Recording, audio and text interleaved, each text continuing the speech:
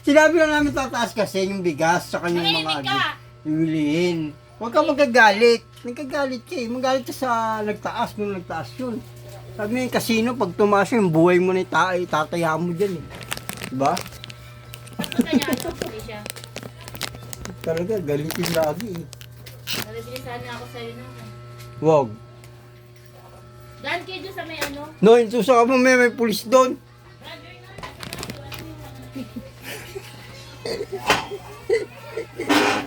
Ang lakas mo kung ano sa ano. Ito kaya pigil sa kapatid mo.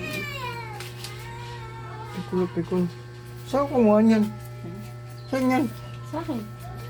Tong ina ko yung wallet ko yan eh. Ba't may nani yung wallet ko? Tinitira mo ng tinitira. Tong ina mo yan. Tindahan to. Buka ka na yan. Magkano yung kinuha mo? 200 lang. Ito lang apat. Loy, may susukli. Mahirapan na naman ako pag nahihiya Tong ko sa ina iyo. mo, ayop yung buhay to. Tingnan mo ngayon mo isang ano, tawag na plastic rubber. Simple man durukot eh. Magsama pa tong dalawa. Plastic rubber. Tingnan ko.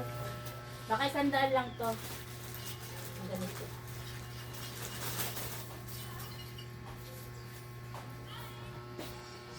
Tumiros? Magkakakuha mo doon. 200 nga. Ang patalente lang. Saka na yung 500. Ibigay mo na dito. Mamaya na. Ang laki na ng ano. Wala nga. Yung nga yun. Mamaya. Wala pa. Matating na saan. Ano ba yan si Isibel? Pati to kalya kasi. Ano naman to? Kalakuha nito eh. Panukli, tindahan ang puti. Wallet kay panukli. Saka nito, huwag kang bibili Magkano, dito ha. Rose? 100 sako. 660. Saway eh.